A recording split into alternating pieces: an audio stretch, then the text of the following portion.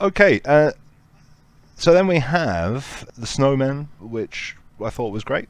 Yeah, Richard E. Grant was quite eerie and creepy, wasn't he, as Simeon? He was really sort of otherworldly, very much, and it was great to see the Great Intelligence back.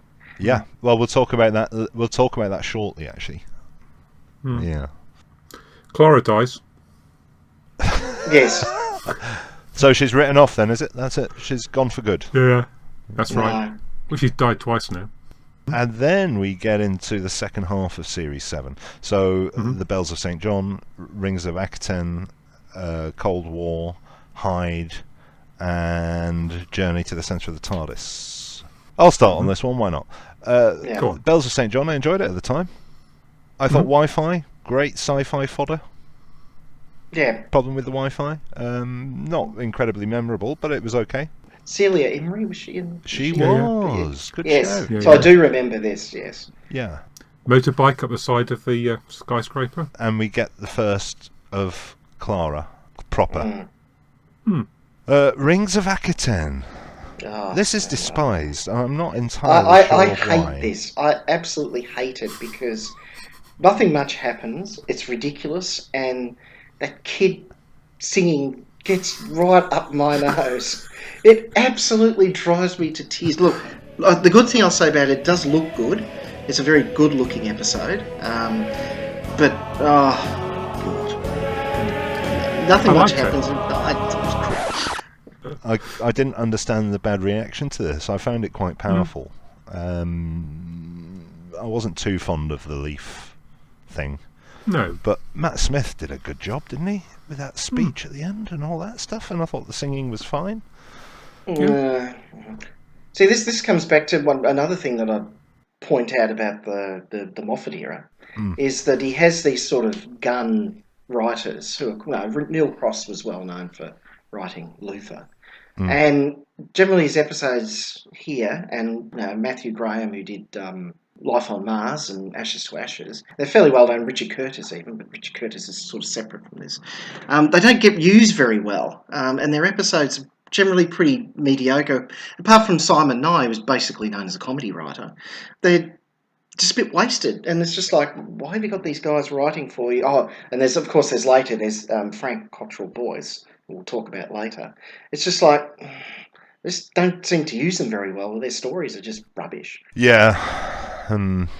But Rings of Akaten, why do people hate it? Is it the singing? Yeah, I think it's the singing. Well, it's possibly also that's the son that turns into a person as well. Yeah, maybe. yeah. But I think compared to other stories at the same time, it's pretty decent. Yeah. So Michael, you're wrong. I hate it. But anyway.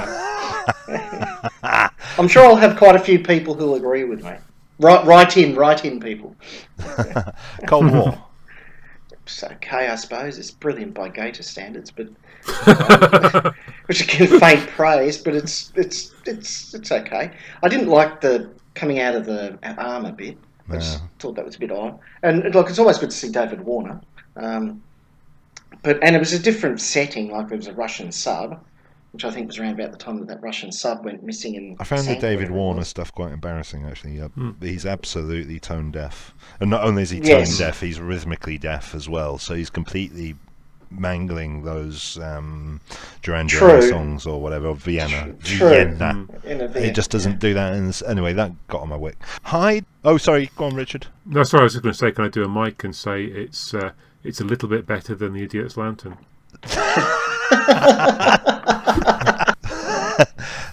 Hyde. Well, this is better than the Rings of Akaten from Neil Cross, but it's a bit like the Stone Tape done Doctor Who style. Yeah, in some ways. That's what they're going for, and that's okay. Yeah, it was okay. But the one thing is Jessica Raine ever been in anything set in the present day? Like everything I've seen her, she can be in whatever she likes. For me. Well, I agree. She's in Line of Duty, Series 2. Oh, is she? She was too. Right at the very start. Is she? Yes, she was too. Yeah. Does she get murdered? Yeah. I can't remember. Because I remember she was in that Christmas special for Inside Number 9 that was set in the 70s, and that was also Stone Tape Christmas ghost thing. Yeah. So yeah, so. And I quite enjoyed that one, but it was a bit love saves the day at the end again, wasn't yes, it? it was. Yeah. Yeah. And the absolutely unforgivable pronunciation of Metabolis. Yes. Was Matt Smith such an ogre on set that they couldn't just say, no, hang on, let's just redo that. Metabolis. Anyway, and then we have. I think I can probably speak for all of us with Journey to the Centre of the TARDIS. Have they got there yet? It's Stephen Thompson. Yeah, most of his awful. scripts are pretty bad, and this is probably the worst of them. What worse than Curse of the Black Spot? Yes. Because it's just, I can't even. All I remember is there's these three blokes trying to get into the middle of the TARDIS, and that's about it. And that's all I can remember. It's the worst journey to the centre of the TARDIS since Invasion of Time. Yeah, well, it's much worse than that. Which is I just remembered something good about this season. Mm-hmm. They produced these really good movie-style posters for each episode, didn't they? Yes, they did. And then we have two more notable episodes. So the Crimson Horror Nightmare in Silver. Yeah, look, lots of people like the Crimson Horror.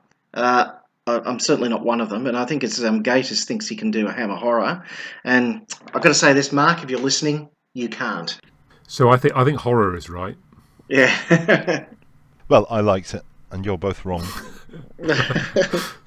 Nightmare in Silver. Oh. Yeah, Nightmare's right. Yeah. I don't know what went wrong with this one. It's just, I don't know. It should have been great, but it wasn't. The kids didn't help. No. And then we get on to the end of that particular series, the name of the Doctor, and then get into the Day of the Doctor and the Time of the Doctor, and we see out the Matt Smith era. Shall we deal with these together? Ish. Yeah. Mm-hmm. I know Day of the Doctor will have its own conversation, but Name of the Doctor, I liked it. I thought, and what I really liked was the resolution of the Clara story arc. I thought it made sense. Yes. I thought it was fine, and it was quite open and shut. Do you know what I mean? It didn't drag on over seasons like Moffat tried to do, and pretended that he'd seeded these things all along where he hadn't. Yeah. It's the first season ending since the second one with the Dalek Cybermen shootout thing, where it kind of I thought actually this is a good end to the series. It makes sense. I like it. Yeah. Me too. And then the Hurt tease at the end. That was yes. That was quite good. And then quite spooky as well at the start. In brief, as we get up to the anniversary, Night of the Doctor. Did anyone know it was coming? Did anyone know McGann was coming? No, not until it was there, and I saw it, and it was good. I can't imagine that you could have done any more with 7 minutes or however long it was. It was fantastically well staged. What was remarkable about that really was it just kept on layering the 50th. Yeah. It was another brilliant part of what was a wonderful year, I thought. Or a wonderful couple of months, anyway. What with Enemy and Web and all the hype and all of that. And we get on to the Day of the Doctor. Which I don't like as much as you two, I think. Look, I don't dislike it. It's just that bit in the middle, the Elizabethan stuff, that sort of, I don't like. But the Zygon thing, it just wastes the Zygons, and Tennant just sort of mugs too much in that bit. And it's just, I must think that the Time War bit at the start is absolutely fantastic. In my opinion, it's probably some of the best bits ever. But yeah, look, it's not terrible, but I was slightly disappointed. Humbug. Tell him he's wrong, Richard. Tell him he's wrong. I was going to say you're probably going to complain about Richard Herndl eating fruit in the middle of the Five Doctors as well. I mean, nothing is ever perfect, but I thought that was pretty good. No. At least he wasn't sexist about the fruit. No. Oh, what a nice pair.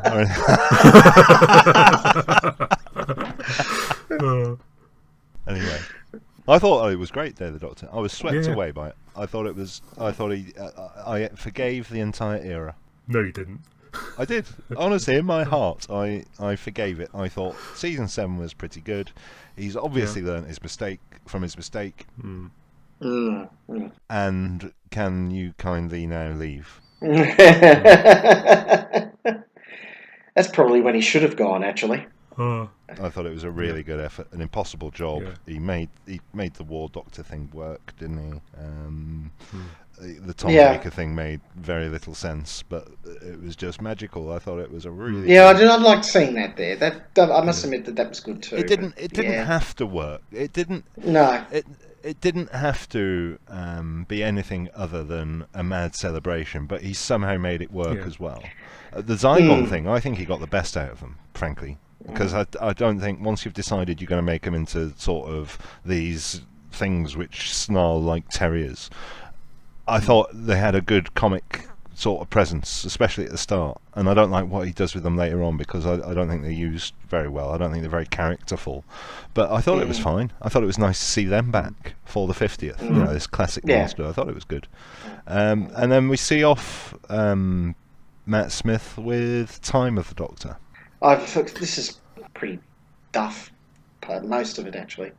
Like, some crazy things like Wooden Cybermen and all that other sort of stuff. And I think it's sort of Christmassy enough, like it's in the town and stuff like that. But, God, I don't know.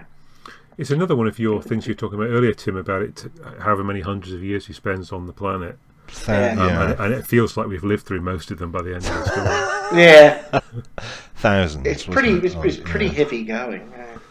But I was still in such a good place, forgiving. I was in my forgiveness phase at that point that I thought it was good, and I had a bit of a lump in the throat when Matt Smith signed off.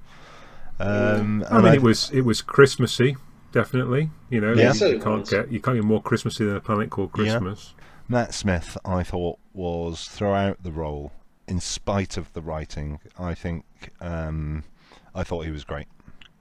Yeah, I thought he was great too. Very talented guy, very funny. Yeah. Could pull off enormous gravitas when he needed to. I just thought, what a good job he did as a young guy in one of his first major roles. I can't fault him, and he almost carries the 3 years. I thought he was going to be terrible. Yeah, so did I actually. When I first saw him on that program when they were introducing him, I thought, oh, what the hell have they done? But yeah, no, I mean, as soon as he was on screen, and particularly with young Amelia in that first story, it was great, and I was happy with him all the way through after that. Yeah. Right, time